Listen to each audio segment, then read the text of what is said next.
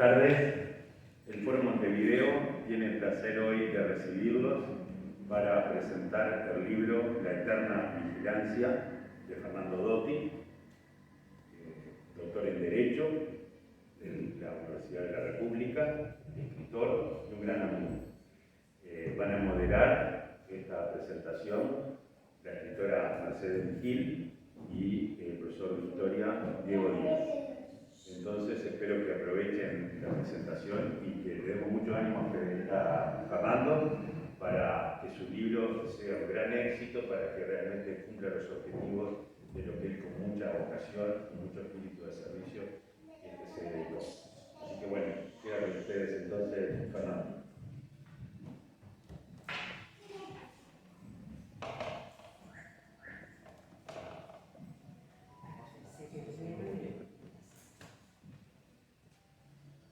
Buenas tardes a cada uno de los presentes. No digo a todos, porque como decía Borges en sus presentaciones, todos es una abstracción y cada uno es una individualidad. Y en este libro venimos a defender los valores de la libertad individual y el individuo. O sea que me permito esta pequeña digresión antes de arrancar. Les agradezco enormemente la presencia. Muchísimas gracias al Foro de Montevideo, a la Fundación FRIE, y en especial gracias a Gustavo por todo el trabajo logístico previo y un agradecimiento muy especial a Mercedes Gil, a Diego Díaz.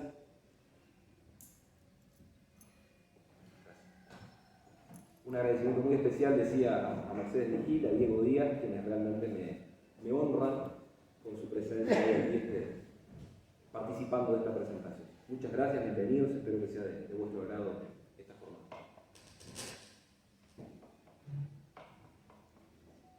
Bien, bueno, buenas tardes.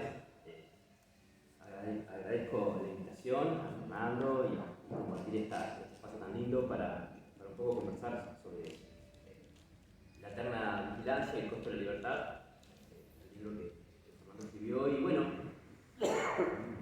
agradeciendo al Foro, a FRI, a las invitaciones de Tico y de Fernando. Mi idea un poco era conversar sobre la obra en sí. Yo recuerdo cuando vino Cotado, en Uruguay, hizo una presentación de su obra, ¿no? Los enemigos del comercio, y como figura pública, todo el mundo esperaba que hablase sobre la realidad internacional, política de su país. Y él se sentó y se dedicó un largo rato a hablar de su libro. De forma metódica, explicó una obra relacionada con su obra es de 3 volúmenes, así que lo alcanzaste. Y se dedicó a un pequeño tramo, ¿no? A hablar sobre la influencia de los grupos cristianos norteamericanos en el origen de lo que se llamaban las sectas comunistas. Y se dedicó muy minuciosamente a hablar de su libro. Me pareció una idea fantástica, ¿no? Dedicarse a hablar un poco de la obra, ¿no? Bien, las características generales del libro que encontré cuando leí, en 250 páginas, expone Fernando una serie de mitos o ideas dominantes, ¿no? sobre los temas. Acá está interesante el concepto que utiliza del mito, ¿no? Es decir, porque se entiende el mito como mentira, como falacia, como idea equivocada de la realidad, ¿no? Y la palabra mito tiene varias connotaciones. Está también esa idea prerracional que nos moviliza también. Y ahí, conectándolo, me di cuenta que en algún sentido, que un poco más adelante en este breve comentario del libro lo voy a exponer, llamarle mito es muy interesante el enfoque que hace Fernando, porque en última instancia son ideas movilizadoras, equivocadas, falaces sobre la realidad política, económica de las sociedades, pero ¿cómo movilizan? son verdaderas ideas relacionales. Nosotros estamos movilizados en muchos sentidos por ideas míticas, ¿no? Incluso el orden político en el cual nos movemos, ¿no? La República del Uruguay está construido de elementos míticos que construyen una especie de identidad en común, por más que a alguno le guste, es un elemento de movilización muy poderoso, ¿no? A mí me empezó a liberar que decía que siempre es difícil movilizar a las personas por cuestiones muy abstractas, ¿no? Y los mitos tienen esa capacidad de superar lo abstracto y la gente lo concibe como algo, ¿no? Decía incluso que nadie nos da la vida por el sistema métrico decimal. Esa idea, ¿no? De que no, de verdad, será muy... ¿no? Tiene que haber algún elemento, y todos los que lo voy a enumerar después, los mitos que tratás, hablan de verdades que no lo son, pero que movilizan enormemente a las sociedades. ¿Bien? De todo tipo. Fernando, en el sentido, voy a tratar de no hacer ningún spoiler muy grande de la obra, pero trata varios mitos predominantes y que son el espíritu de época actual, ¿no? Y bucea allí, en varios de esos mitos, los orígenes, y los va desentrañando de forma muy clara, y va explicando en qué están sostenidos esos mitos, esas falacias, esas falsedades, y a qué responden, ¿no? ¿Cuál es el cangrejo debajo de la piedra, ¿no? Al respecto. Obviamente, otra cosa que me parece interesante es que dentro de las obras citadas hay mucha referencia a autores del liberalismo y del libertarianismo regional, que me pareció un elemento muy interesante, porque allí está Axel Kaiser, está, bueno, Venegas Lynch, hijo, varias veces nombrado, está Agustín Echevarne, está Juan Ramón Rayo, está, ¿quién más estaba? Carlos Rodríguez Brown, citados. Obviamente hay clásicos también, está Rand por ahí, está Bastiat, está Hasley, bien,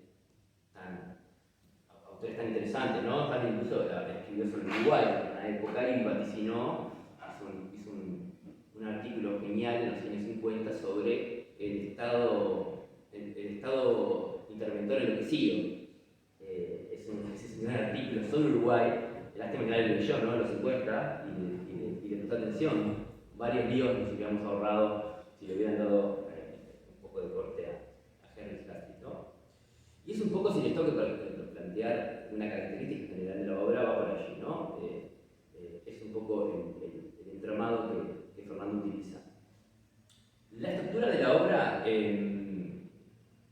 describe cada uno de esos mitos, ¿no? Es interesante ese punto, ¿no? Porque plantea el mito sobre el capitalismo salvaje, que te condena a la pobreza, ¿no? Cuando plantean los mitos son ideas establecidas en la sociedad que la gente da por verdaderas sentadas y que no se cuestionan, no se plantea porque es una idea dominante, ¿no? Es un poco el planteo. La idea del mito sobre que el laissez-faire es sinónimo de anarquía y caos, ¿no? El dejar hacer, dejar pasar, es un sinónimo de caos, y alguien tiene que venir a ordenar esto, ¿no? Algo así. El mito de que la revolución industrial solo trajo perjuicio a los trabajadores, más específicamente a los niños. Hay un trabajo muy bueno de Hayek, que se llama Los historiadores del liberalismo. Sí, es una obra que compila muchos trabajos que habla específicamente de este tema, y estuvo muy bueno encontrar lo fuiste construyendo desde otras fuentes, pero llegaste a la misma conclusión. Es decir, la revolución industrial fue la revolución material más fantástica de la historia de la humanidad desde la domesticación de las plantas. Lejos de haber sido un peso, un karma, que eso se le debe a las corrientes socialistas, e incluso a algunas conservadoras que lo vieron como un peligro, que las sectores populares accedieran a los bienes que solo accedían los aristócratas. Y está muy bien planteado por Fernando.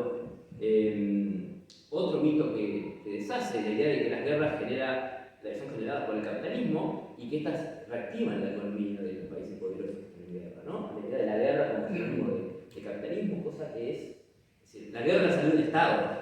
Esa es la definición más clara de la guerra.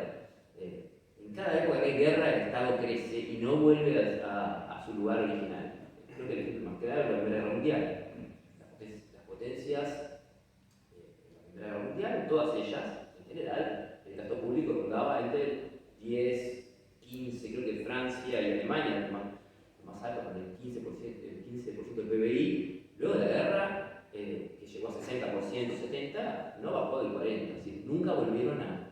Así que está muy bien planteado eso también. El mito sobre las bondades de la protección de la industria nacional, del proteccionismo. El mito sobre la balanza comercial favorable. La idea de que si hay una balanza comercial favorable es mejor para una sociedad. Está muy bien planteado, es un mito que está muy arraigado en la idea común. La idea de que si yo le vendo más a otro país y recibo más dinero, es muy mercantilista esa idea. Y está en ese sentido muy bien planteado por Fernando. El mito sobre la maldad intrínseca de los empresarios, el mito sobre el sistema exitoso del socialismo nórdico, otro clásico de esta época, ¿no? Como argumento que se utiliza, el mito del Estado, de que el Estado somos todos, ¿bien? Este es un mito que se mete de lleno con el origen mismo de la concepción, ¿no? Se juega ahí. El mito de la manipulación de los precios, la idea de que existe una necesidad de control de precios, el mito de la cultura de los acreedores, ¿no? La idea de la inflación de los derechos, ¿no? Se va generando en la sociedad esta idea de la cultura de que todos tenemos un montón de derechos que alguien tiene que, por su propia existencia, satisfacerlos, ¿no? Se va creando la que también le llama muy acertadamente la cultura de los acreedores. El mito sobre la evasión impositiva de los poderosos, también típico, arraigadísimo a nivel popular.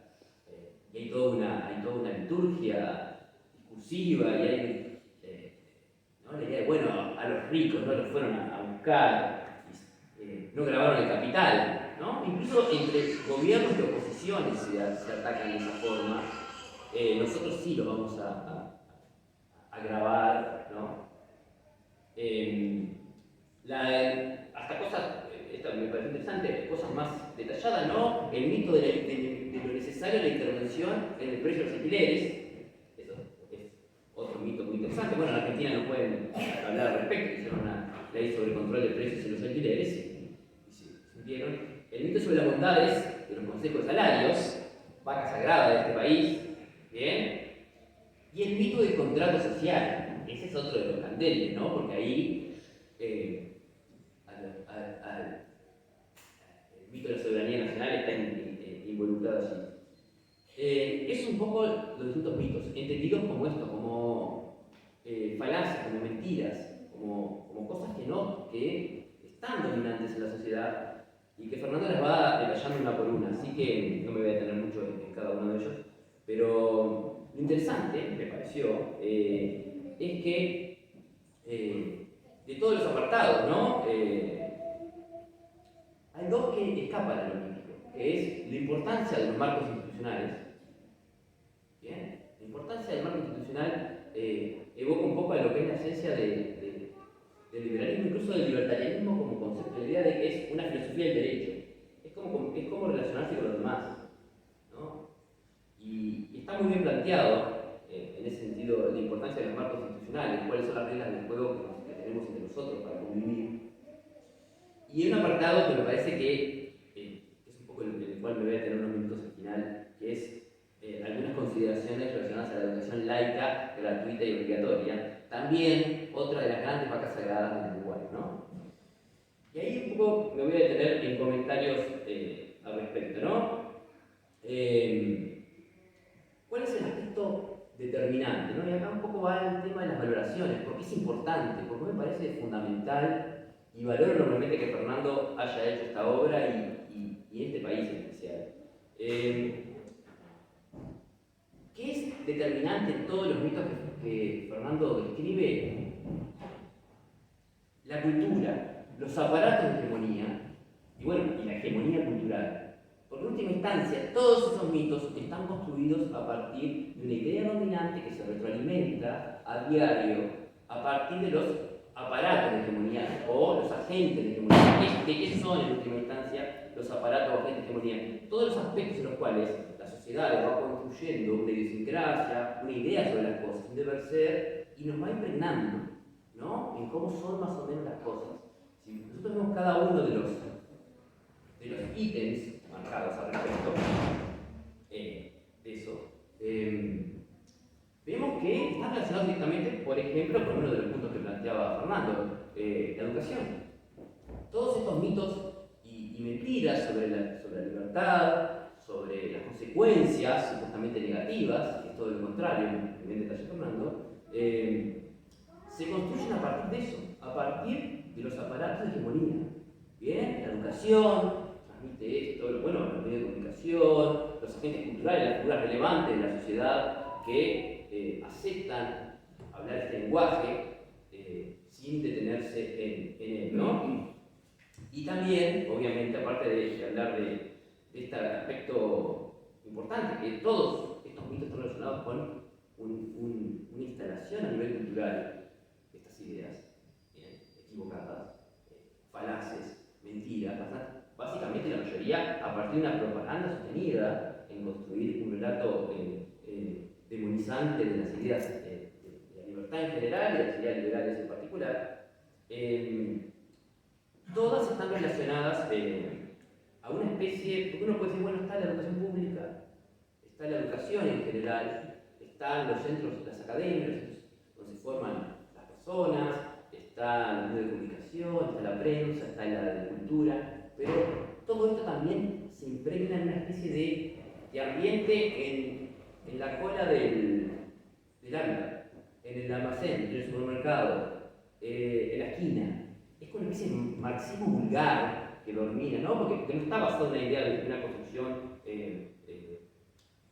discursiva basada en conceptos filosóficos, simplemente es una tendencia, ¿no? Los alquileres tan altos debe ser que nadie los baja, porque si nadie los baja todo va a funcionar bien. Esa idea, ¿no?, de control de precios parte de una falsa idea de sentido común, ¿no? Alguien que ponga tope a estos ladrones, que puede ser que es lo peor que pueden llegar a ser, pero en última instancia, en ese plano que opera con mayor efectividad todo esto. No la academia opera, en los centros educativos opera, pero ¿dónde es donde opera más? Que es una de las cosas que interpela y plantea muy bien el libro de Fernando. En la diaria, en la convivencia diaria, en la charla con nuestros amigos, en la charla con nuestros familiares.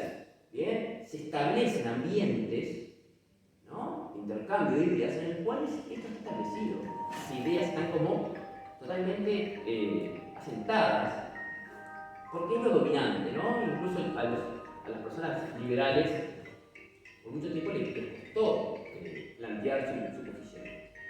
Como segundo punto, también plantear que todo este deterioro de las ideas de libertad, el avance del colectivismo y la estatolatría, ¿no?, el culto al Estado, muy poderoso Uruguay, está planteado en una perspectiva de largo plazo por parte de Fernando. No nace hace poco, no tiene 15 años, o 20, o 21, o ser un partido solo o alguna sola corriente. Hay toda una estatolatría de larga data que se va retroalimentando y que se ha hecho una especie de nudo muy poderoso, muy difícil de desatar, pero que me resulta bastante contraproducente pensar que es problema de un solo grupo, de un solo partido o de una serie de gobiernos muy cercanos, ¿no? Eso también me parece importante, ¿no? Por último, como último punto, ¿qué aporte y qué perspectivas aporta el libro, a mi entender? Que es la importancia de que es una obra de divulgación y reflexión sobre las ideas de la libertad, como aporte para el debate interno y enriquecimiento interno de las personas que se sienten comprometidas con las ideas de libertad, de divulgación en la sociedad, obviamente, que es un espacio bastante huérfano, en el sentido que es un aporte fundamental, y como creación, esto no te asustes, de referencias nacionales con respecto a las ideas de la libertad. Ese es otro de los factores. Estamos demasiado acostumbrados, lamentablemente, a mi entender, a asociar libertades con las libertades políticas, ¿no? Y en ese sentido es uno de los grandes débiles. Y la verdad, lo digo desde mi convicción de que este libro también pone de manifiesto que Fernando es, en última instancia, hace su aporte para hacer una referencia nacional con respecto a las ideas de la libertad. También se inscribe, como segunda reflexión y aporte, a un resurgir y despertar de las ideas de del liberalismo, pero desde otra concepción que yo celebro personalmente, ¿no? Voy a utilizar un concepto que acá en Uruguay la gente no le gusta. Dentro de las derechas, lo dije, dentro de las derechas, hasta ahora habían predominado ciertas concepciones, incluso dentro del liberalismo, que habían dado como resultado final de su predominancia algunos problemas, ¿no? El centro derecha, ¿no? Liberal, el centro liberal, que había jugado históricamente al centro, como la gran vía de obtener el poder, ¿no? El centro y todos se tiraban al centro, bien, no solo en Uruguay, puede pasar eso, pero uno lo ve en el contexto regional, lo ve en el contexto internacional. Otro tipo de alternativa filosófica y política hacia las ideas de izquierda colectivistas se está gestando diferente a lo que existía. Incluso dentro del liberalismo, las ideas más de la Escuela de Chicago o las ideas del neoconservadurismo de los años 80, muy en boga, han perdido notorio peso. En algún sentido, Fernando es parte de esta nueva ola muy influenciada por la escuela austríaca, muy influenciada por las ideas del libertarismo, ¿no? Y que ponen el eje en otro lugar. Sobre todo construyen, y acá utilizo el término que utilizas tú, un mito movilizador. El liberalismo y el libertarianismo de este nuevo cuño, aunque sea es una palabra compleja, yo me refiero al mito en el sentido de Ilíade, ¿no? Como fuerza movilizadora. El libertarianismo de nuevo cuño, que está un poco dominando y llevando adelante una cruzada, por llamarlo de alguna forma, en las sociedades occidentales ante todo este nuevo autoritarismo que se está imponiendo, tiene mucho de ese idealismo, ¿no? Esa idea de mito movilizador que yo celebro y que el libro de Fernando lo capta muy bien, ¿no? En ese sentido. Y por último, plantear que, como tercer gran aporte y perspectiva que plantea el libro, es que es un insumo fundamental para un tiempo conocido, ¿no? La batalla cultural, que se habla bastante, ¿no? Pero la batalla cultural se da en muchos aspectos, en muchos ámbitos y de muchas formas. Esta es una y es muy relevante. ¿Por qué es relevante? Porque el éxito de la prédica liberal o libertaria siempre, aunque es importante, no es tanto la conquista formal de la política, sino que el éxito de los liberales es lograr, en última instancia, que toda la sociedad, empujada por esa batalla cultural dada y logrando frutos de esa batalla cultural, se sienta la obligación de promover propuestas liberales, porque las clases políticas, es un poco lo que yo he aprendido en la historia, los sectores, las castas, como le quieran llamar, no son vanguardia, ¿bien? Son termómetro de la sociedad. Por eso es importante la batalla cultural. Las clases políticas, y podemos detenernos un rato, ¿bien? Son termómetro social, termómetro de la cultura hegemónica.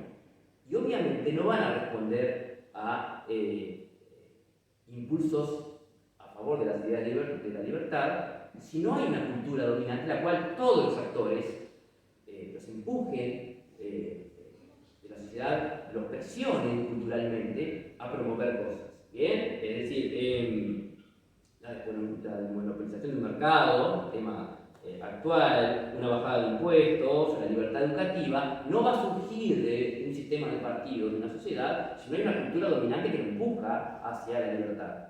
Entonces, la obra de Fernando, en ese sentido, empuja, da su batalla, es parte del ejército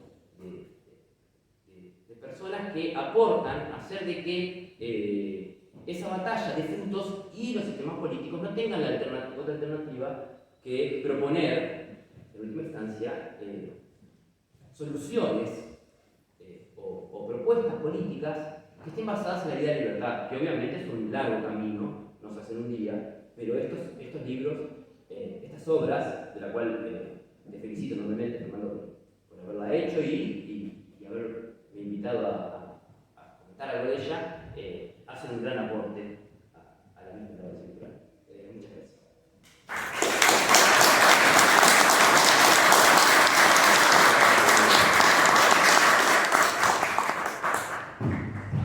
Bueno, muchas gracias por haber venido, muchas gracias por haberme invitado.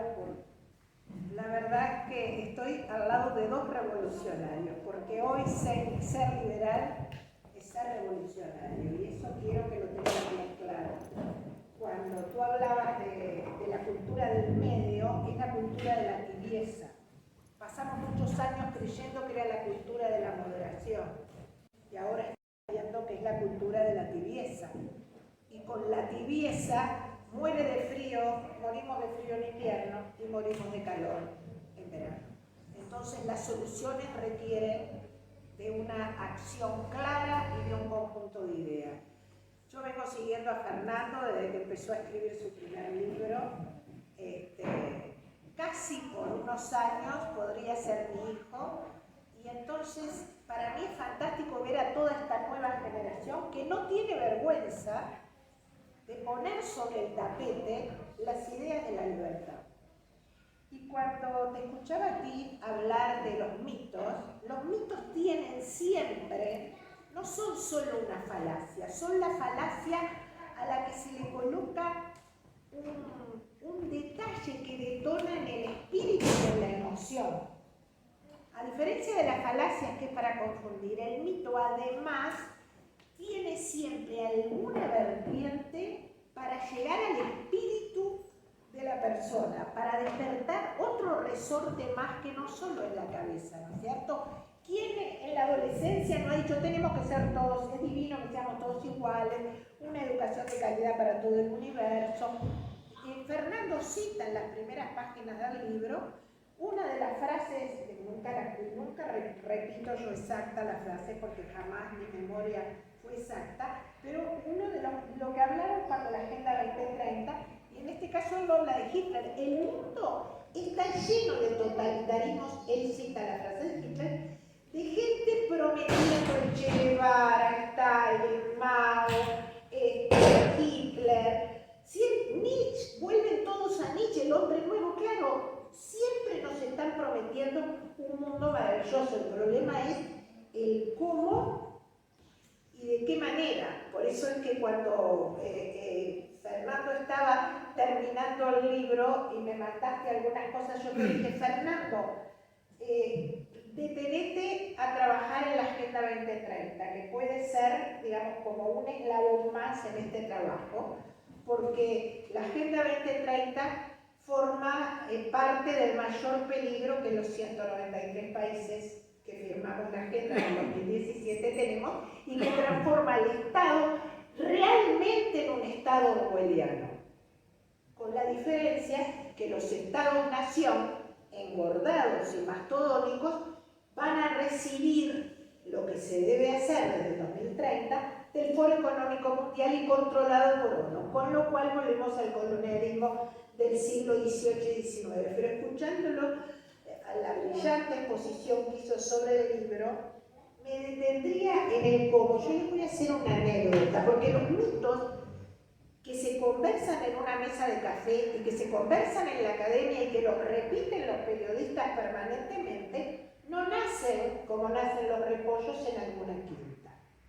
Y no se afianzan como se afianzan porque sí.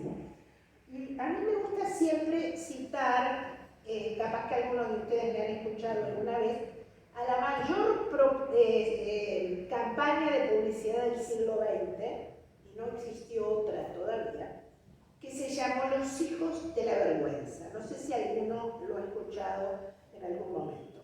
Fue una campaña que se hizo en Europa, en Alemania, pero también en Francia y en Inglaterra, entre la Primera y la Segunda Guerra Mundial.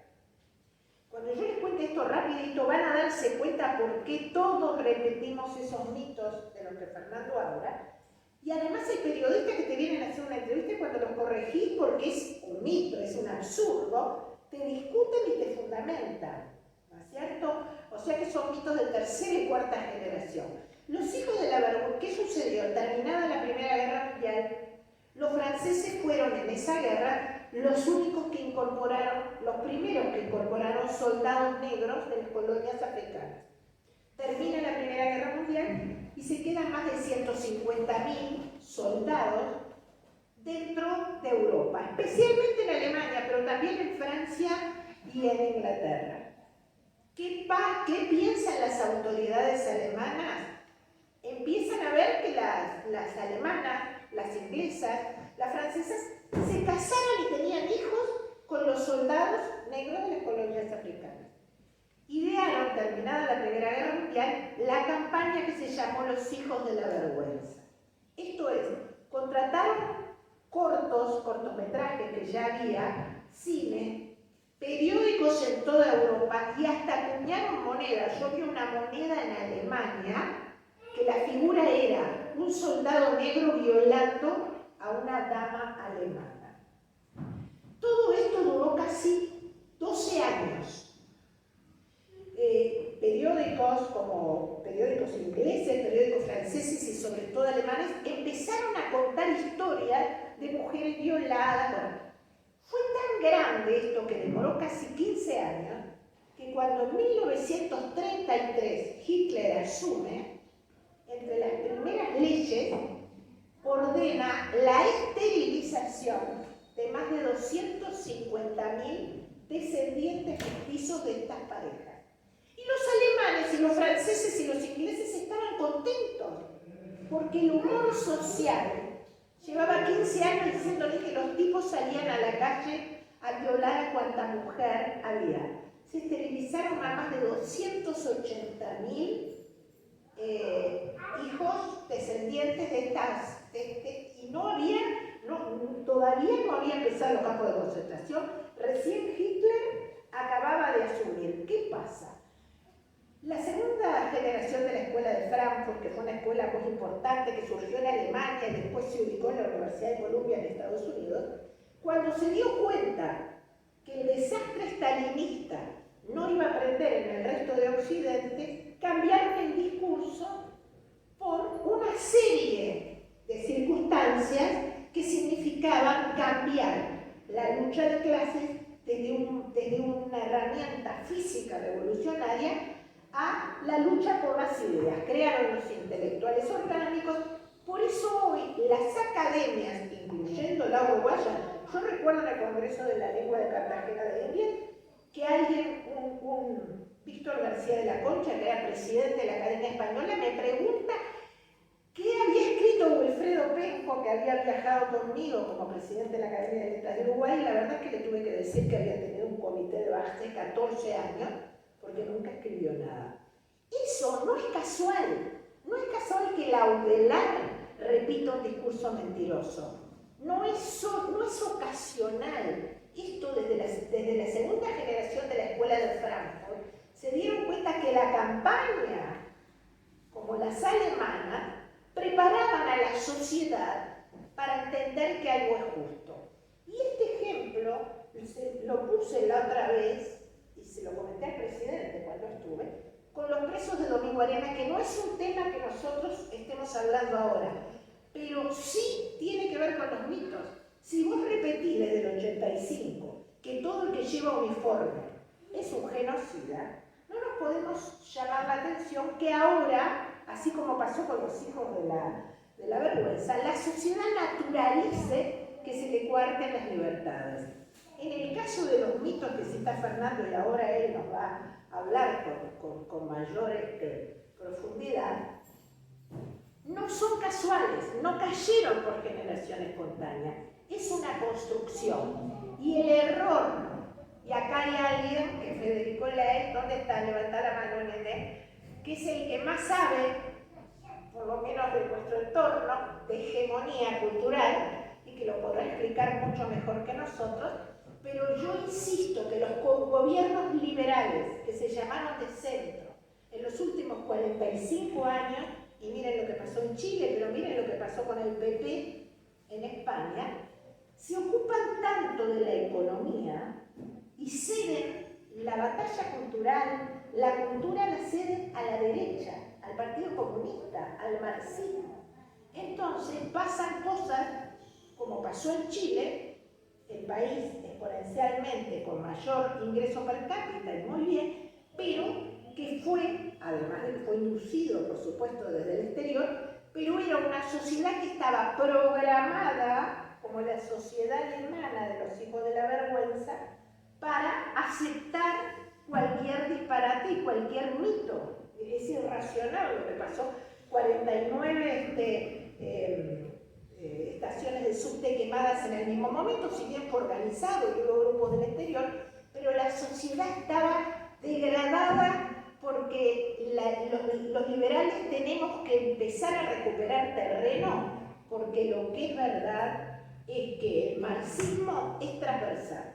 Por eso escuchamos a integrantes de partidos tradicionales hablar como si fueran marxistas. Porque antes uno veía más o menos el tamaño del Estado cuando gobernaba un partido de derecha. El Estado era más pequeño, o por lo menos la intención. Cuando gobernaba alguien de izquierda era absolutamente extendido. Ahora es exactamente lo mismo, porque es transversal. Por eso es muy complicado ganar la batalla cultural, y libros como este son fundamentales porque son la piedra sobre la que todos nosotros, en mayor o menor medida, tenemos que dar la batalla cultural.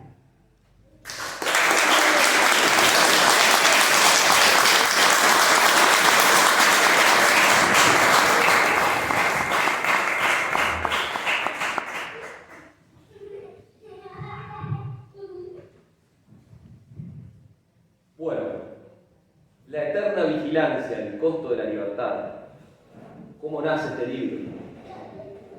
En estos años de pandemia, yo comentaba la presentación del libro en Fraiventos hace un par de semanas, decía, bueno, en la pandemia uno se puede dedicar a mirar Netflix, a engordar, ponerse a pensar, a escribir. Bueno, en mi caso me agarró un poco de las dos cosas, ¿no? O de las tres. Ir en Netflix, engordé un poquito, y también escribir. La frase del título del libro no es mía, es de uno de los padres fundadores de Estados Unidos, de Thomas Jefferson, quien luego de conquistar la libertad, luego de vencer a los caprichos del rey Jorge III y de conquistar la sagrada libertad, decía, bueno, no nos debemos descansar, tenemos que estar en una actitud de eterna vigilancia para conservar lo que nos pertenece. Este libro es una invitación a pensar. Y no digo que piensen como yo, que me encantaría, pero la propuesta es invitamos a pensar. En la pandemia, las crisis en general, de distinto tipo, económicas, de crisis militares, de seguridad, en fin, siempre hay un acto reflejo, una tentación de lo que es una frase que yo lo cito mucho, porque realmente tengo una gran admiración, el profesor Venegas Lynch dijo, que dice la tentación a un leviatán desbocado, ¿no? La tentación, el acto reflejo de los gobernantes a morder libertades en aras de procurar seguridad sanitaria, militar. Pongamos el ejemplo de 2001 con el atentado de las Torres Gemelas en Estados Unidos. Había que ser musulmán en Estados Unidos en esa época, ¿no? La presunción de inocencia se había invertido. Eres musulmán, se te presumía culpable, tienes que salir a probar tu inocencia cuando la mayoría de los musulmanes en Estados Unidos son tipos de bien, personas de laburo, gente respetuosa, que honran la palabra empeñada, que respetan la vida, la libertad y la propiedad de los terceros, en fin. Pero sin embargo tenemos un claro ejemplo. Bueno, por eso decía, pero ese acto reflejo también nos pasa como ciudadanos. Bueno, que el Estado intervenga. De la crisis te salva el Estado, no el mercado. Esto era ya un eslogan que se escuchaba, ¿no? Entonces, bueno, no nos debe extrañar esa tentación del leviatán desbocado, ¿no? Decía, la invitación a pensar a partir de estos mitos, de realizar estos mitos, es decir, tratar de eliminar o abrir nuestros candados mentales, ¿no? Correr el eje del debate, salir de la coyuntura y poder ir un poco más al hueso de los temas, ¿no? Decir, bueno, yo pongo el ejemplo, si acá el problema no es si acá cobra 70 pesos litro de nafta, sino litoral de donde yo vengo con la tarjeta es un 24 y antes cuando estaba el partido tal valía menos. No, a ver, el problema es el monopolio. Entonces, invitarnos a pensar, a salir de esa situación de confort intelectual, a estar en un estado de ebullición permanente. Hay una frase que está inscrita en la puerta de entrada de la Royal Society de Londres que dice nullius in verba. Esto es, no hay palabra final, nunca. Todos los conocimientos que nosotros tenemos son corroboraciones meramente provisorias, tenemos que estar siempre dispuestos a revisar nuestras realidades, ¿no? ¿Por qué? Y bueno, esto es una contribución al mundo de las ideas, pero por sobre todas las cosas porque no hay nada asegurado, no hay tal cosa, no existe tal cosa como un curso inexorable de la historia. La historia no es un caos incomprensible que surge y que se da espontáneamente, sino que hay de fondo ideas que generan las circunstancias y las coyunturas históricas. Argentina es un claro ejemplo de ello. Argentina fue potencia mundial hasta los principios del siglo XX y hoy está sumida casi en un 50% de pobreza.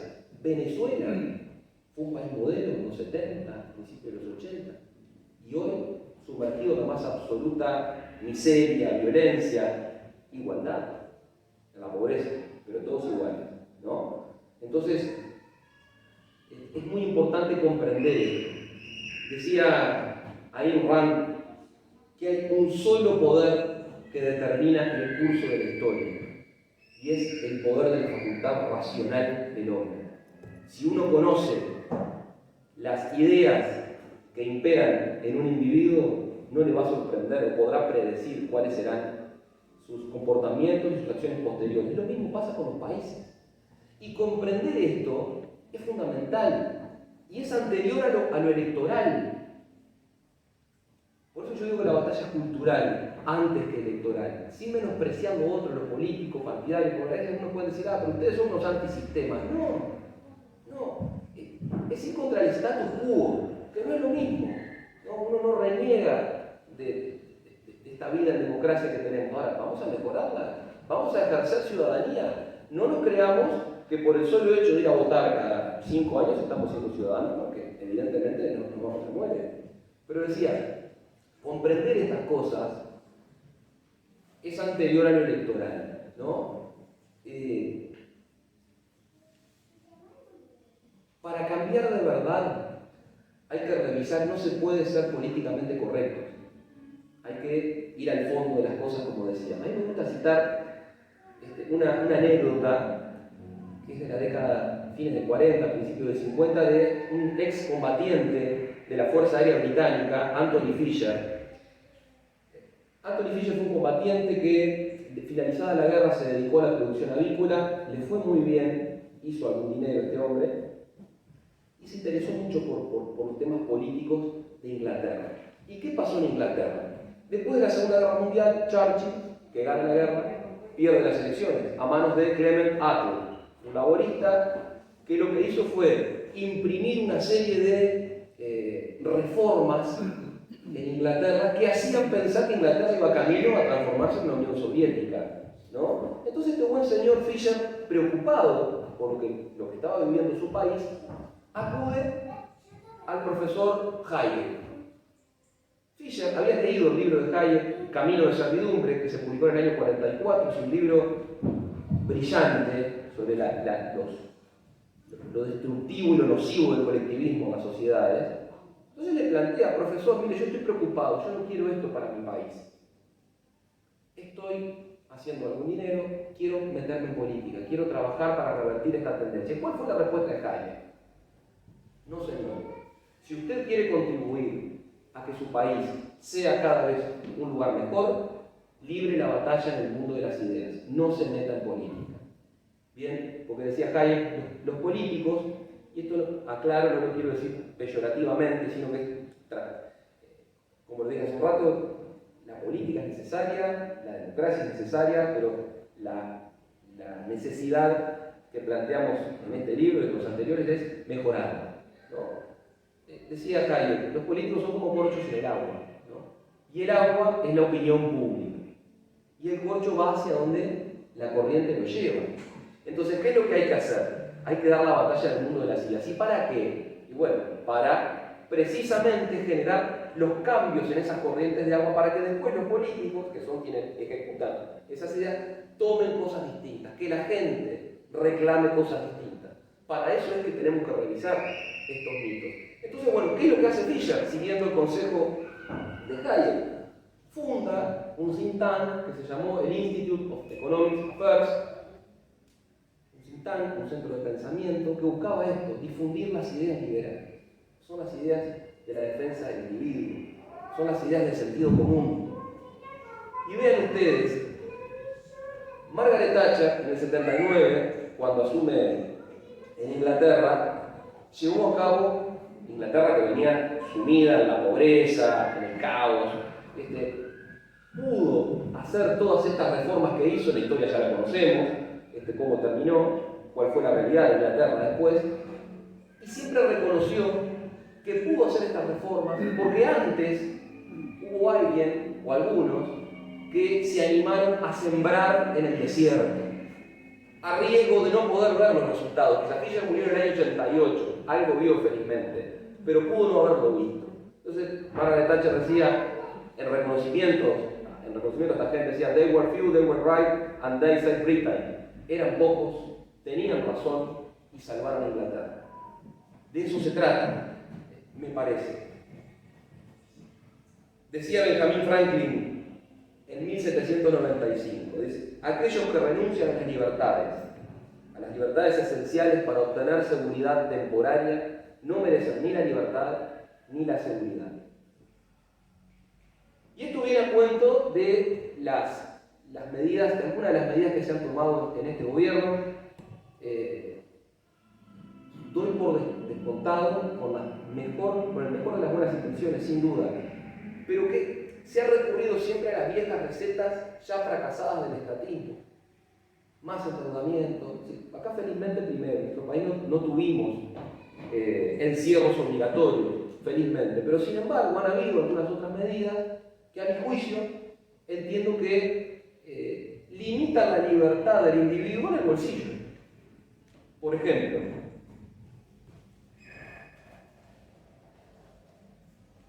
voy a citar acá a la ministra de Economía, la actual ministra de Economía, quien el 26 de marzo del 2020 dijo en una entrevista lo siguiente: en las próximas semanas el país recibirá alrededor de $1,5 millones en préstamos gestionados y préstamos más habituales para financiar el presupuesto del gobierno, ¿no? Además de que se tomaron otras deudas a posteriori. Me quedo con esto último. Y préstamos más habituales para financiar el presupuesto del gobierno. O sea, nos financiamos con deuda. Es como que yo saque un préstamo en una institución de intermediación financiera, una cooperativa de crédito, para pagar el alquiler de mi casa. ¿Vale? ¿No habrá que pensar en revisar el gasto, por ejemplo? ¿No? A ver, si yo gano 20.000 pesos, no puedo vivir gastando 30. En algún momento me va a faltar, el mínimo de la tarjeta lo puedo pagar hasta un momento determinado, y después me va a reventar. Tengo que hacer cosas distintas. Ahora, pues si yo sigo haciendo lo mismo sistemáticamente, no voy a obtener resultados distintos, voy a seguir obteniendo los mismos resultados. Este endeudamiento lo que hace, lamentablemente, tristemente, hoy están presentes mis hijas, mi sobrina chiquita, el día de mañana cuando ellas sean madres, sus hijos, mis nietos, mis sobrinos nietos, ya van a nacer con deuda bajo el brazo.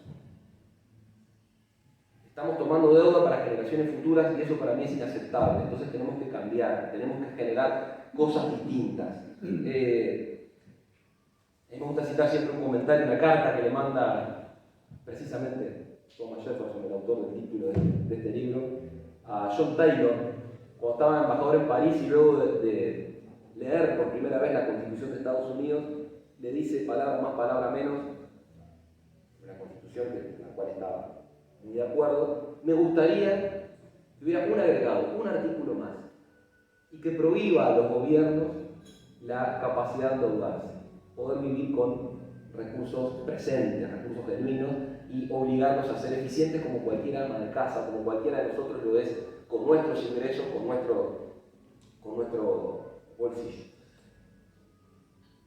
Diego hablaba en uno de los capítulos de la importancia de los marcos institucionales para esto. Es decir, y qué importantes que son.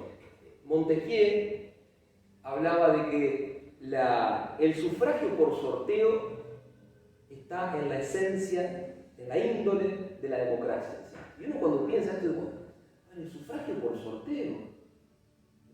Cualquier cara de loco puede ser presidente de la República. Sí, puede ser, se puede dar, ¿cómo no? No va a ser muy distinto de alguna realidad que hemos tenido, también dicho sea de paso, ¿no? Pero digo, sí puede pasar. Ahora, ¿por qué es importante el marco institucional? Porque precisamente cuando uno logra limitar el poder del gobernante de turno, primero que le da mayor poder al ciudadano.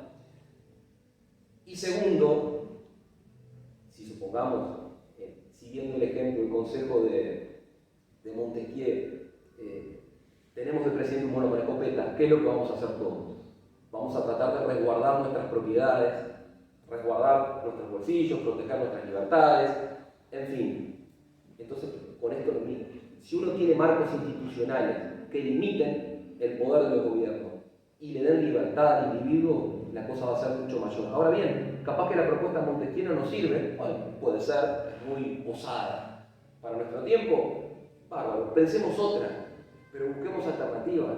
Hagamos el ejercicio de revisar nuestras telarañas mentales y buscar alternativas y no quedarnos en la actitud de quejarnos permanentemente y esperar, encomendarnos a los dioses del Olimpo cada 5 años, juegan la carrera en cada campaña electoral a ver quién promete más cosas gratis. Porque no hay nada gratis. Como decía Friedman, no hay almuerzo gratis. Alguien siempre paga la cuenta. De eso se trata, ¿no? Entonces uno ve, por ejemplo, otra de las medidas, ¿no? que reitero, con la mejor de las buenas intenciones, pero seguimos recurriendo ante la crisis a viejas recetas ya conocidas. Todos habrán escuchado el programa de los jornales solidarios que salieron este año, creo que fue. Básicamente los jornales solidarios consistían en, por sorteo, conseguir trabajo para personas desde el sector público que se iban a pagar durante 6 meses, algo así como 12.500 pesos la quincena, ¿no? Claro, cuando le ponen el mote de solidario, parecería como que tiene la bendición papal, ¿no? Cuando precisamente lo que hace es la negación de un derecho. Cada vez que le ponemos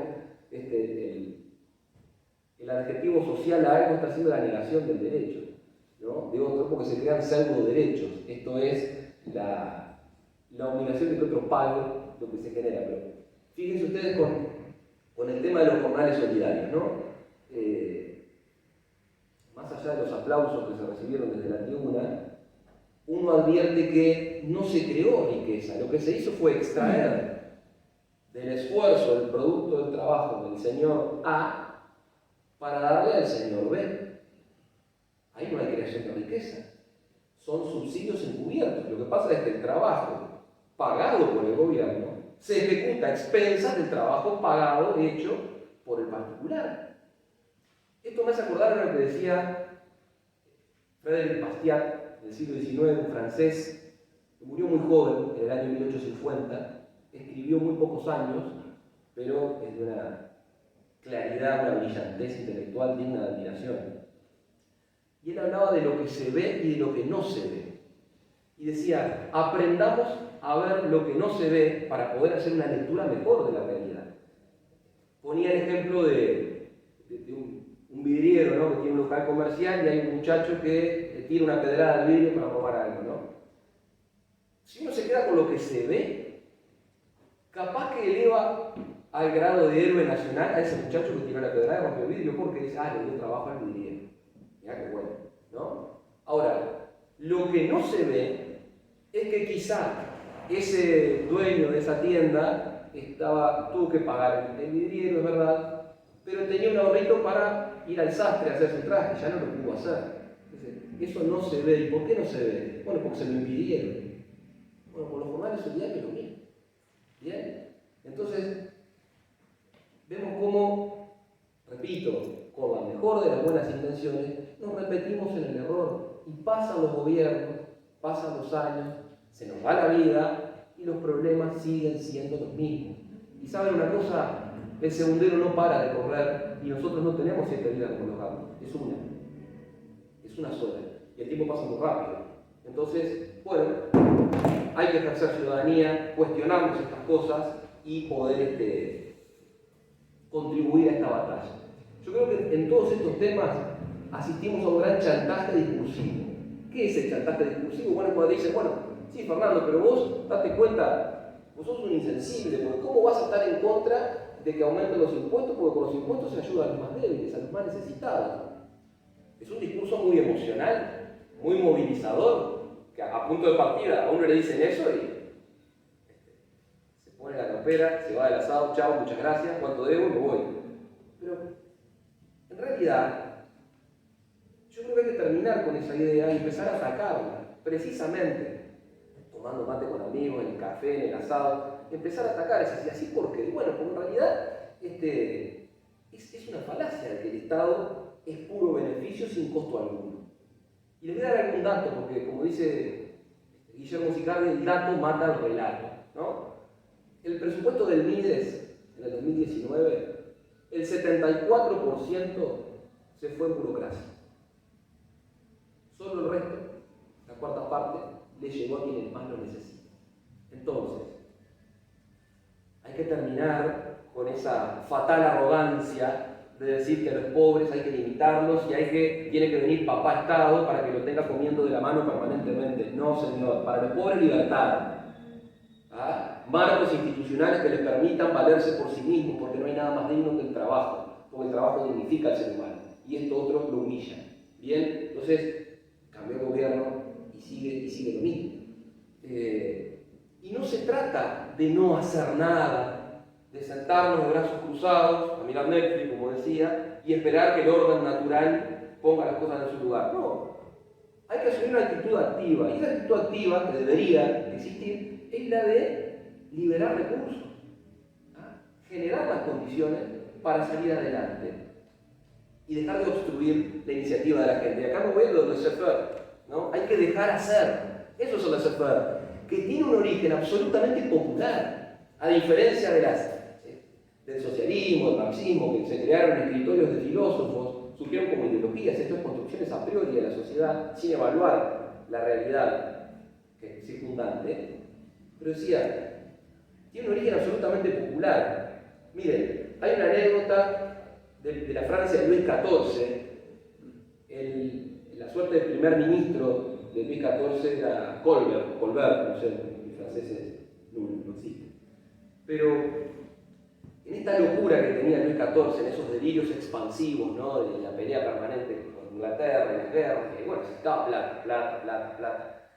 Y Colbert creía que la mejor manera de financiar estos delirios expansivos era con regulaciones, con intervencionismo.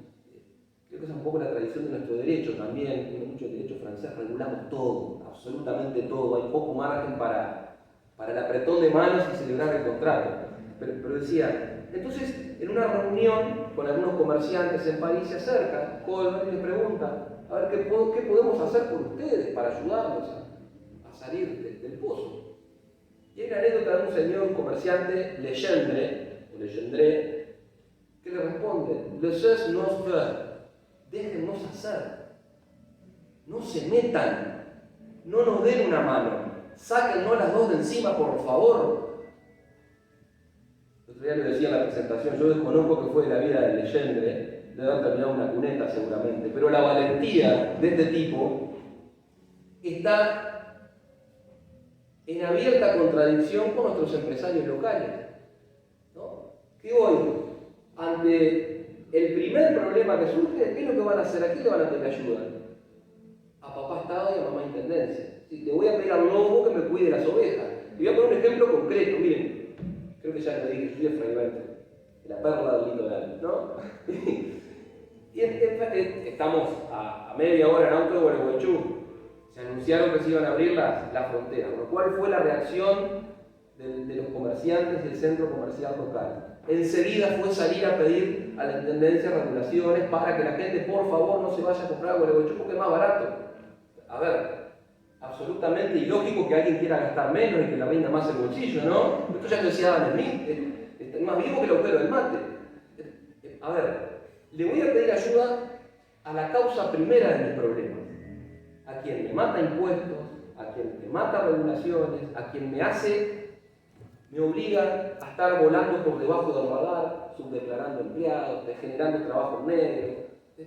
Bueno, y ahí lo que decía de los corchos en el agua y la corriente ¿qué fue lo que pasó en un partido político de la coalición que presentó un proyecto de ley regulando las compras en las fronteras y demás? Otro parche. Como decía, en vez de correr el eje del debate, en vez de ir al hueso, de ver cuál es el problema, no, lo que hacemos es una suerte de gato pardín, en definitiva, ¿no? Y bueno, me parece que también ahí se da una suerte de esa figura del empresariado preventario, ¿no? Es decir, aquel que en sus reuniones piensan en llevarle la tarjeta, tal atención al senador tanto porque la hija cumplió 15 en vez de ponerse a pensar en qué estrategias voy a tener para ser mejor y para lograr la preferencia de los consumidores. Pero bueno, lamentablemente en esto también hay que dar la batalla. Hablaba de liberar recursos, ¿no? En esto lo que hago es un poco seguir los conceptos que utiliza Venegas Lynch, que me parece muy interesante. ¿Y qué es esto de liberar recursos?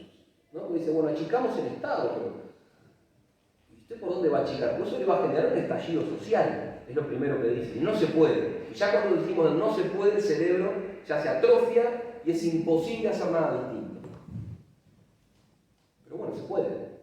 ¿No? El problema es que esperar esto del sector político es muy difícil. Pero ¿y por qué? Y porque le va a implicar autoflagelarse, ¿no? Pegarse un tiro en los pies.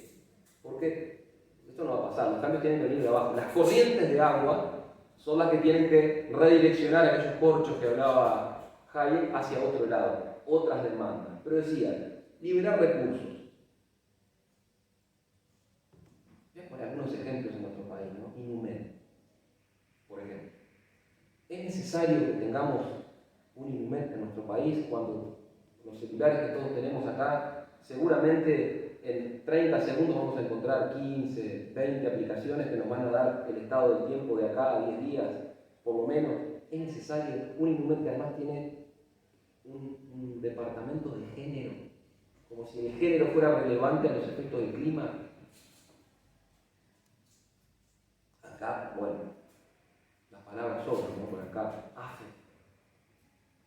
Pero sigamos con esto de liberar recursos. ¿Es necesario tener una televisión pública? Que le ponen pública para no decir que es periodismo estatal, porque suena más lindo pública. Lo mismo con la educación, ¿no? Es educación pública para disimular que es adoctrinamiento estatal. Además, como que si la educación privada no fuera para el público también. Pero bueno, yo lo comentaba el otro día en la presentación allá en Fraivento, es decir, hace quizá, no sé, 50 años, una televisión estatal capaz que se justificaba en la frontera, en Rivera, la frontera seca, donde había una influencia muy grande, ¿no? del portuñol, que podía contribuir de alguna manera a generar contenidos nacionales para la población. Hoy en día no se justifica, porque además, fíjense ustedes, no sé si compartirán esto, pero yo creo que eso atenta contra el libre pensamiento, que está en la esencia del periodismo. Si no, el periodismo, por definición, me parece que tiende a... es el que tiene que buscar la incomodidad. ¿Quién se va a poner a incomodar a quien le paga el sueldo? ¿No? Hay que asistir a una reforma laboral que flexibilice las condiciones de trabajo. Yo me acuerdo cuando estaba en facultad de Derecho, no hace mucho, yo egresé en el 2004. hablar de flexibilización era perder el examen. Si uno habla de flexibilización, perdías el examen. Ahora, claro, ustedes vean, tenemos una legislación laboral que está absolutamente enemistada con la generación de empleo. A mí me ha tocado asistir a muchas pequeñas empresas en mi ciudad, en mi rol profesional, y todos te dicen lo mismo. Sí, me gustaría, que yo podría contratar a un empleado más, pero no lo hago porque sale carísimo. Es como adoptar un integrante más de la familia. Y encima, con la fijación de precios, que son los consejos de salario, lo que hago es matar, literalmente, dejar sin empleo a aquel menos calificado que está fuera del mercado de trabajo golpeando las puertas para poder entrar, con muchas ganas de trabajar, pero el sistema lo que hace es lo excluye, lo tira para afuera. ¿Por qué? Porque el salario es una función de la productividad, y si no alcanzo ese nivel de productividad, no me van a dar trabajo. Aparte, el salario como precio de la economía que es, bien consumible, se ajusta por dos variables, cantidad o precio. Entonces, ponemos siempre el ejemplo. Si yo quiero hacer una ensalada de lechuga y tomate, voy a comprar tomate y el kilo en vez de valer no sé cuánto sale, pero me cobran 500 pesos el kilo de tomate, ¿qué voy a hacer? No voy a comprar tomate. O a lo mejor compro menos. Bueno, con esto es lo mismo. Si me pongo a regular los salarios muy arriba, ¿qué es lo que va a pasar? Me va a ajustar por cantidad. Voy a generar menos empleo. Hay que revisar, porque además, en esta materia, de liberar recursos en materia laboral, fíjense ustedes, venimos regulando en un proceso de inflación legislativa desde hace, no sé, 80, 90 años. La ley de consejos de salarios es del 43, la 10.449. Estamos en el 2021. Yo tengo 41 años y desde que me conozco con nariz, el problema del empleo es sistemáticamente el mismo. Entonces, no es hora de hacer una pausa y reflexionar, como decía Mark Twain. El día que estés del lado de la mayoría, es tiempo de hacer una pausa y reflexionar. Esto es lo mismo. Las embajadas. Esto lo viene sosteniendo también hace mucho tiempo Eneas Lynch. Quizás se justificaban hace 100 años. Hoy día se justifica tener tantas embajadas, esos palacios, tipo señores feudales con valijas diplomáticas, coches, choferes. Hay necesidad, miren, hay un ejemplo. Guatemala es el país hispanoparlante que en comparación de la población es el país que más comercia con China. Guatemala no tiene representación diplomática en China. Hoy el avance de las telecomunicaciones permite perfectamente, si hay voluntad de hacer las cosas bien y ser proactivos, de evitar. Y seguimos enunciando y hay mucho margen para liberar recursos sin tocar la cuestión social. La reforma del sistema previsional. Tenemos un ejemplo exitoso, el chileno, el sistema de ahorro individual, pero acá, cuando uno le pregunta a cualquiera, cuando le dieron la opción a los cincuentones, ¿cuál fue la primera reacción de cualquiera? Por lo menos de algún conocido, mayoritariamente al menos. Era irse para el Estado, porque el Estado me cuida y tengo a quien reclamarle. Y el Estado lo que hace con el sistema de jubilación, el sistema de reparto, voy a utilizar quizá una expresión no muy académica, porque es muy gráfica. El Estado lo que hace es robarle al trabajador, es una verdadera estafa. ¿Ah? ¿Y por qué? Y bueno, porque en realidad el trabajador no está ahorrando en su vida laboral, lo que hace es pagar impuestos, que no es lo mismo, ¿no? Y no ahorra por la sencilla razón de que si se muere el trabajador, no sé, me muero yo mañana, después de 20 años de aporte, esa plata, ¿para dónde va? Ahora, en un sistema de ahorro individual, esa plata me pertenece, es mía, es inembargable, es heredable por mis hijas. Agustín Echevarría cita en su libro La clave de la libertad un ejemplo que es muy gráfico. Él toma este ejemplo, hace la fotografía de un trabajador en Argentina que ganó desde los 21 años hasta la edad de jubilación sistemáticamente un salario mínimo nacional. ¿Ah? En ese lapso, el Estado le retuvo el equivalente a 7 casas. Una vez jubilado, y si logra completar la expectativa de vida, ¿no? El Estado le devuelve el equivalente a 1. Se le quedó con 6. ¿Qué hizo con esa plata? Jugó a ser solidario con plata ajena, ¿no? Así es facilísimo. Lo mismo pasa con las empresas públicas, es decir, dicen son de todos. No, no son de todos. Si son de todos, a mí denme mi cuota aparte accionaria del CAP que la regalo, ya está, me quiero ir, me quiero salir. No, es lo que creo que la Harvard me decía, que se da la tragedia en los comunes. Voy a poner este ejemplo, lo que es de todos no es de nadie. ¿Ustedes le darían la plata suya de su sueldo a un tercero para que la juegue en el casino? ¿Verdad que no? Bueno, con esto pasa lo mismo. No hay ningún sentido, ningún incentivo a la eficiencia. ¿Por qué? Porque la plata es de otro. Es así. Bueno, no los quiero aburrir. Yo creo que tenemos que tener coraje para cambiar de verdad, y que la salida a nuestros problemas no sea el aeropuerto de Carvajal. ¿Ah? A mí me gusta citar mucho, hay una carta que escribe en noviembre de 1830 Simón Bolívar a su amigo el general Flores, donde le dice que luego de haber gobernado más o menos unos 20 años, él llega a la conclusión que la única cosa que se puede hacer en América es emigrar. Hace casi 200 años decía esto Simón Bolívar. Como dato, les digo que en el Uruguay, entre el año 63 y el año 2004, emigraron 498.684 personas. Medio millón de uruguayos se fueron a buscar suerte a otras latitudes. ¿Por qué? Porque no nos animamos a cambiar. ¿Somos pocos los liberales? Capaz que sí hoy, pero eso no tiene que ser un motivo para desalentarnos. Los amigos sinceros de la libertad a lo largo de la historia siempre fueron pocos, y sus triunfos, obras de minoría. Entonces, últimamente asistimos en las redes recuerdo ahora con la venida, por ejemplo, del economista Milei, donde en tono de burla se decía que los libertarios, los jovencitos, después se van a tomar la chocolatada, cosas por el estilo. Bien, y esto me hizo acordar a un libro de Borges. El título del capítulo es El arte de injuriar, ese no es el nombre del libro, pero donde Borges relata un episodio entre dos fulanos que estaban discutiendo acaloradamente. Imagínense, no sé, uno de Peñarol Nacional discutiendo el decanato, ¿no? Muy acaloradamente. Y en un momento dado, uno se calienta y le tira el vaso de vino a la cara, ¿no? ¿Y qué hace el agredido? Saca un pañuelo, se limpia y le dice: eso, caballero, lo considero una digresión. Ahora espero su argumento. Bueno, acá lo mismo.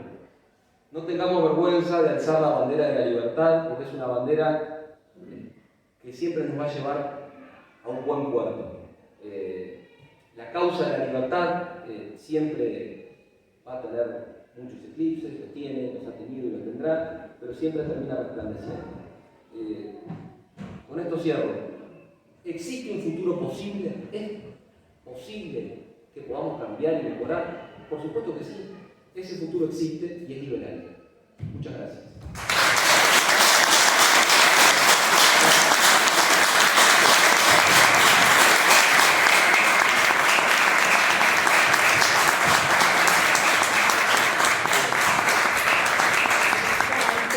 Brillante.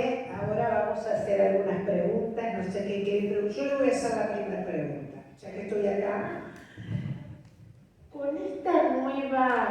Con este nuevo gobierno ha quedado en claro aquel precepto del Mayo francés: lo personal es político. Nunca, como desde que asumió la coalición, hemos visto en boca de importantes funcionarios el reclamo a que el Estado, porque la frase del Mayo francés, lo personal es político, quiere decir que tenemos que meter al Estado hasta... Yo discuto con mi marido quién cambia los pañales, y si no nos ponemos de acuerdo, vamos al Estado. Digo, ¿cómo los liberales podemos tratar de neutralizar ese discurso que es absolutamente espantoso y es contrario, y creo que va a hacer quebrar a cualquier Estado, ¿no? Yo intentaría responder con otra frase del Mayo francés, un graffiti que había en el Mayo francés: seamos realistas, pidamos lo imposible, ¿no? Es esa actitud permanente de machacar y no claudicar en el esfuerzo. ¿Sí? creo que la batalla que no se gana es la que no se pelea. Y me parece que va por ahí, ¿no? Es una actitud de permanente perseverancia y de convicción, ¿no? Y no se trata de vender una idea, porque esto no es vender. Yo creo que hay que convencer, no vender, hay que convencer. Ahora, a doña María, que está con problemas para pagar el alquiler, y la UTE, y tiene que hacer convenios, y bicicletear facturas, no podemos ir a hablarle de Hayek, no podemos ir a hablarle de Friedman. Tenemos que bajar a tierra, ese es nuestro deber, me parece, y explicar a partir de ejemplos prácticos del diario vivir cómo estas ideas son las mejores. ¿Por qué son las mejores? Bueno, pero todas las ideas son válidas.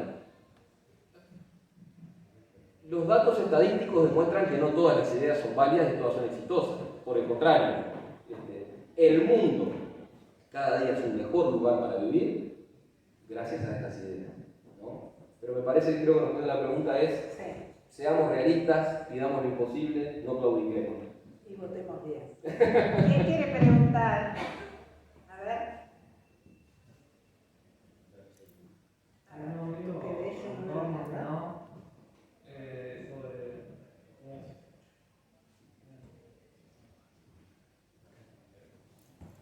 Iba a preguntar, porque Sacate para hablar el barbijo. estaban hablando de la batalla cultural y eso, iba a preguntar si también no sería una batalla medio política por el ciudadano, es decir, además de las elecciones y eso, que se tratan de protestas, proyectos de ley y todo eso, no casualidad. Sí, yo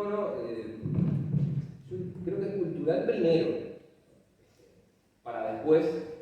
Yo no reniego del electoral, obviamente. Lo que digo es que si uno se enfoca solo en lo electoral, siendo cultural, antes corre el riesgo de lo que le pasó a Argentina con Macri, ¿no?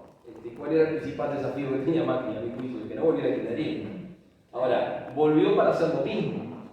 Criticaba el cepo cambiario. ¿Cómo terminó el gobierno de Macri en Argentina? Con cepo cambiario.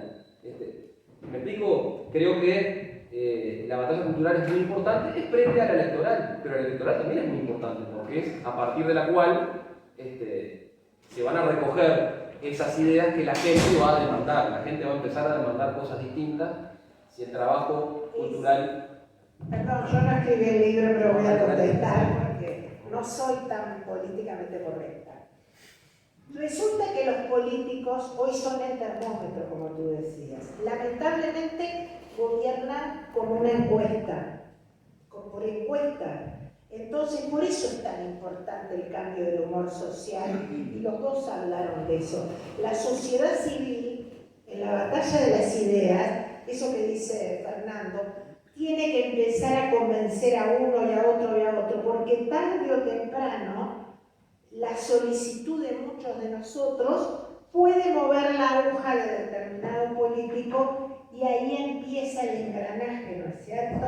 Por eso es tan importante, por eso hablamos del humor social, porque en definitiva se termina gobernando no para las próximas generaciones, sino para las próximas elecciones. Entonces es importante que todos los días convenzamos a uno más, ¿no es cierto? Que cada liberal convenza a uno más, porque cuando seamos, como dice René Lin, lo suficientes como para incidir, ahí creo que la cosa funciona. Perdón que te contesté. No, por favor. A ver, ¿alguna otra pregunta? Por allá hay alguien que está levantando la mano, se está arrancando el pelo, no sé. ¿No, Gustavo? Sí. Gracias.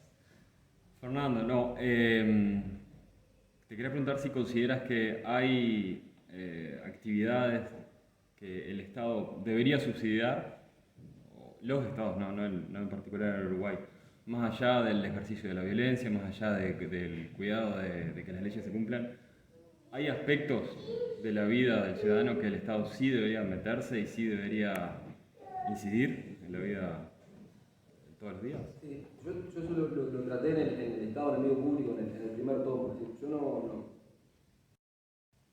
no abogo por una sociedad sin Estado. Yo lo que quiero es un Estado chico, donde el poder lo tenga el ciudadano. Y no niego la existencia de un rol redistributivo. Es ser focalizado, profesionalizado, de otra manera, encarado de otra manera. Y decepción. ¿Cómo? Y decepción. Y de excepciones, claro, naturalmente. Pero sí, evidentemente que las hay. Aunque la filantropía es un valor muy caro a la tradición liberal también. José Pedro Varela, en sus cartas de 1868, en una de las cartas que manda, comentaba esto. Él decía, bueno, uno se piensa que va a una sociedad de gente fría, insensible, egoísta, en el sentido peyorativo de la palabra, porque según Ayn Rand, el egoísmo no es un defecto, sino una virtud. Y él se encontró con otra sociedad que le sorprendió por la filantropía, por el servicio al prójimo. Es decir, la filantropía es algo muy caro a la tradición liberal. De todos modos, no niego la existencia de un rol redistributivo, eso sí, de excepción. Perdón, yo como liberal, cuando digo lo personal es público, que es un disparate, no me estoy refiriendo a la legislación que desde la Revolución Francesa en todo Occidente defiende, por ejemplo, la violencia doméstica, las violaciones de menores. Por supuesto que el Estado, me parece a mí al menos, y creo que todos nosotros pensamos lo mismo, por supuesto que el Estado tiene que sacarle a un niño de su ámbito, de su casa, si es violentado o con la mujer golpeada, pero eso no significa, como están reclamando ahora, te dicen boba en el Twitter y ya te hacen juicio porque se sienten vulneradas. Esa victimización, eso de lo personal es público, eso de que se te meta el gran hermano en tu dormitorio, ese es el límite, el absurdo, ¿no? Exacto. Por allá había alguien que quería preguntar, pero no sé.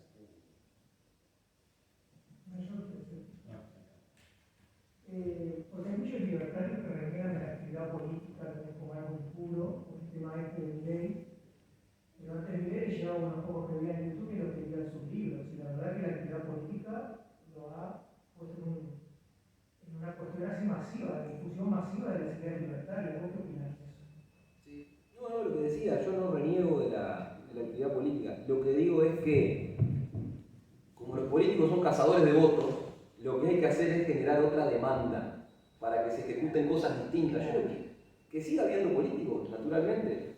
Y si hay más estadistas que políticos, mejor, porque hoy tenemos el proceso inverso. Nos sobran políticos y nos faltan estadistas.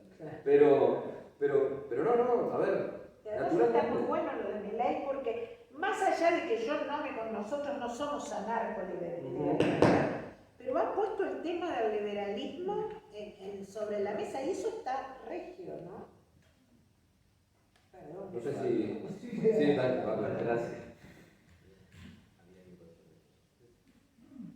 ¿El liberalismo es de derecha? Ni de izquierda ni de derecha, liberal. ¿Y eso qué significa? Sí, por favor. Bien, yo me referí en un momento.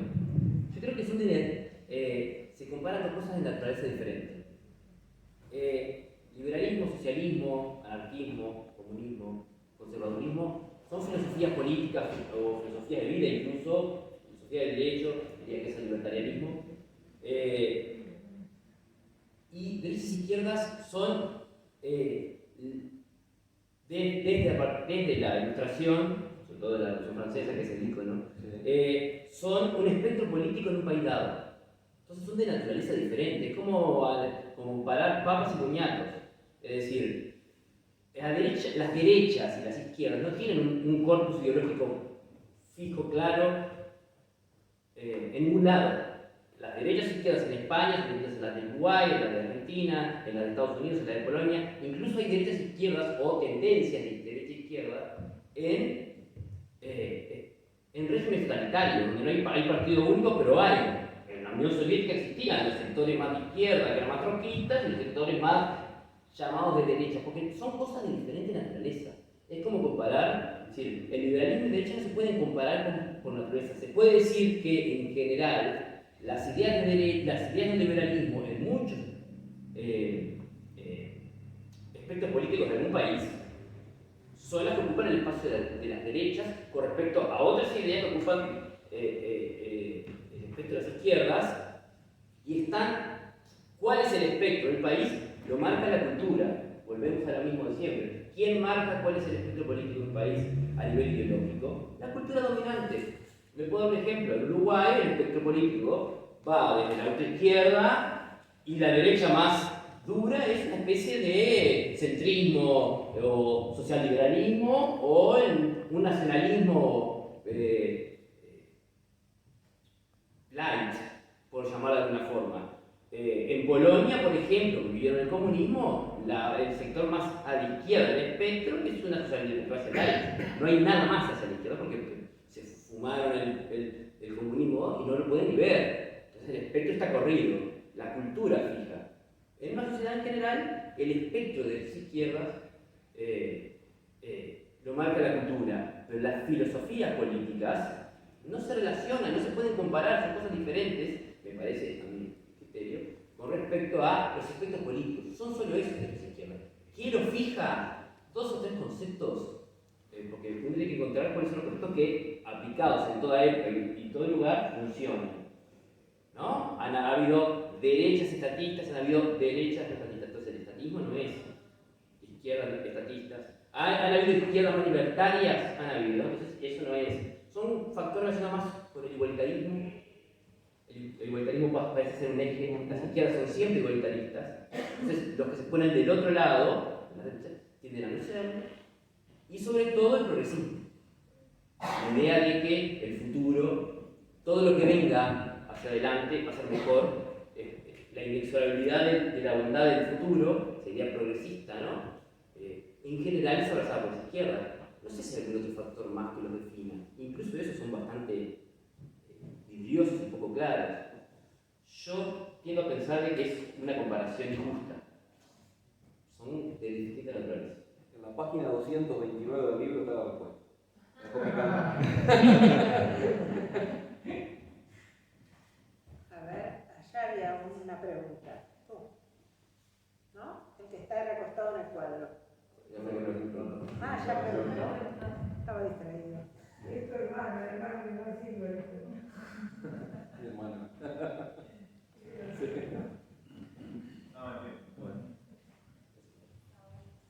Una preguntita de procedimiento.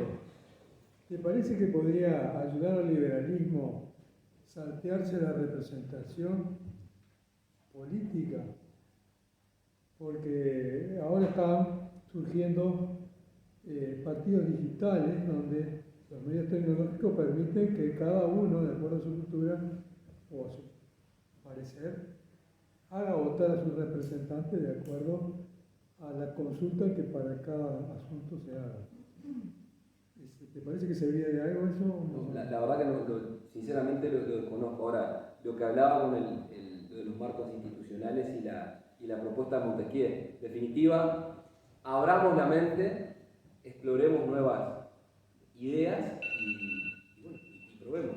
Me parece que, de todos modos, siempre, al margen de si es esta la solución, esta otra, el faro debe ser el respeto recíproco. Me parece que va por ahí, ¿no? No sé si queda respondida sobre lo que dijo Ignacio. Es una especie como de forma de mandato imperativo. Sí. Claro, es una vieja idea, una vieja... El primer partido de ese tipo en el mundo lo fundó Eduardo Beña, sí. un integrante del foro. Increíble. Pero es una forma de mandato imperativo, es decir, Claro. Tus representados te dicen que tenés que representar. Es una cosa, eso incluso está medieval, en el mundo medieval era muy común. Sí, mandaba un representante y tú tenés que mandar. Incluso en los congresos en la Patria Vieja también se planteaba el mandato imperativo. No vas a decir lo que se te ocurre en el momento, sino que vas y haces exactamente lo que tus representados dicen. Siempre creo que es una de las mejores, siempre estar atento y volver a esa. Porque ahora se puede hacer. Ahora están los Ya medios. está funcionando. Las instrucciones de la empresa. Claro, son, exacto, mandato imperativo, ¿sí? No podés taletearla, porque representa la voz de muchos, no lo que vos crees que es conveniente para los demás. Vos simplemente sos un transmisor. Claro. Es una buena Bueno, yo creo que ya hemos... A ver, la última pregunta y después nos vamos. No conocemos apreciar no es una pregunta, es un poco el resultado de todo lo que está, lo expuesto por los caballeros, por la dama.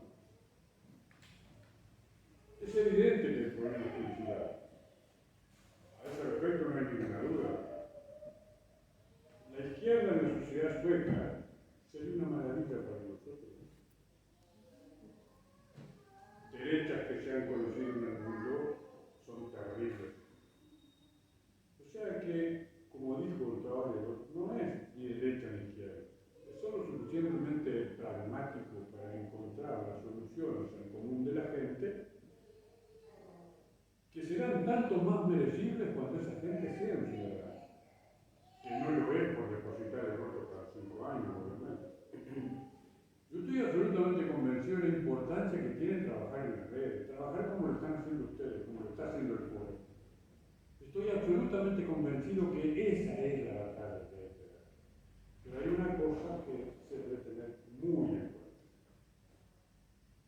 Tenemos un orden institucional, los periodos de gobierno duran 5 años. Este va liquidando el segundo. Va liquidando, digo no porque lo haya liquidado, pero estamos en diciembre y hasta que vuelve el último ciclista, estamos en serio. Y señores, una maniobra tiene un factor fundamental que es el tiempo. Si este gobierno no alcanza, yo no me quiero poner partidario, no soy partidario, pero digo, las condiciones que rigen bajo el actual gobierno, estoy absolutamente convencido que no van a regir en el gobierno que lo va a suceder si es que no alcanza objetivos prácticos, concretos, eficientes, que de algún modo sirvan a la población para orientar su vida. Hay muchas cosas para hacer,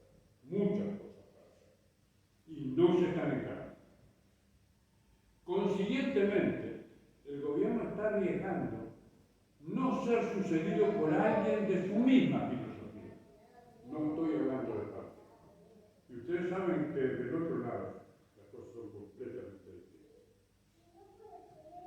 Acá parece que no se reconoce a los integrantes del foro, no se conoce o no se reconoce a los integrantes de Puebla.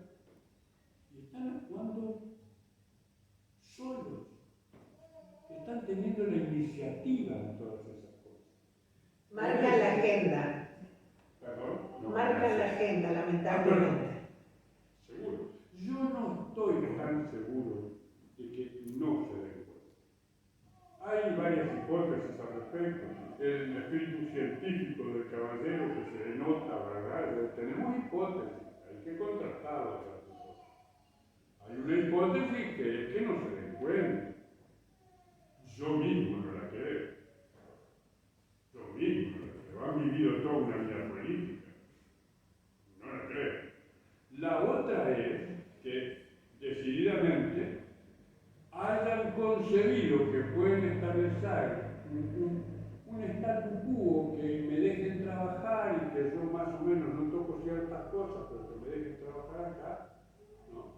Que yo obviamente no la puedo compartir, porque hacer tratos con quienes se supone que lo hicieron son tratos que se sabe que no se van a cumplir, como no se cumplió de Múnich, como no se cumplió tanto.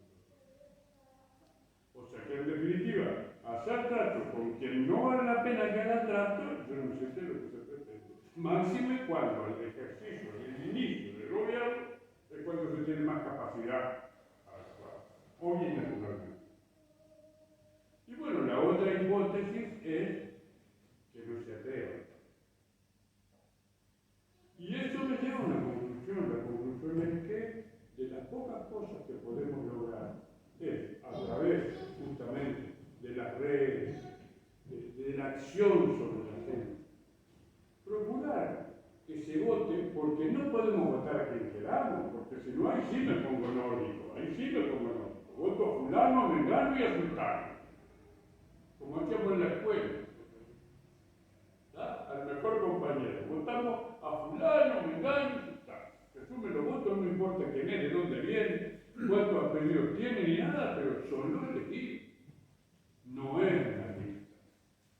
Desde que existe ese orden, obviamente institucional,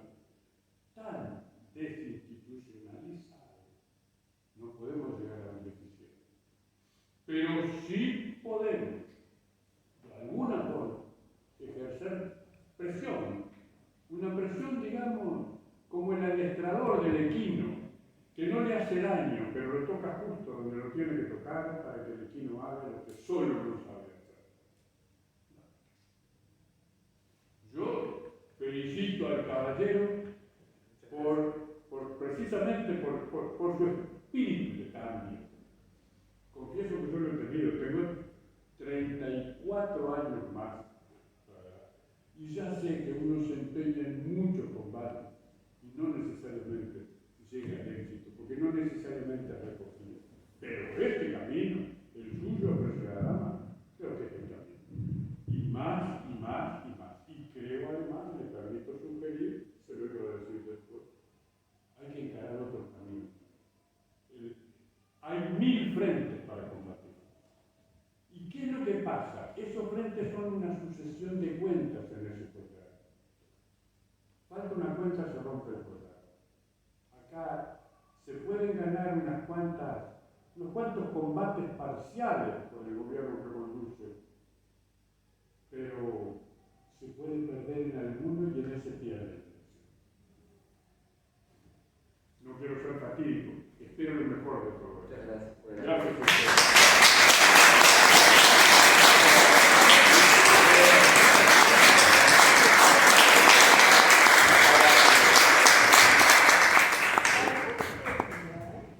El libro está a disposición, si a alguno le interesa, están las vendedoras de Isabel y Candela, que bueno, son las encargadas. Muchas gracias por haber venido, muy amable.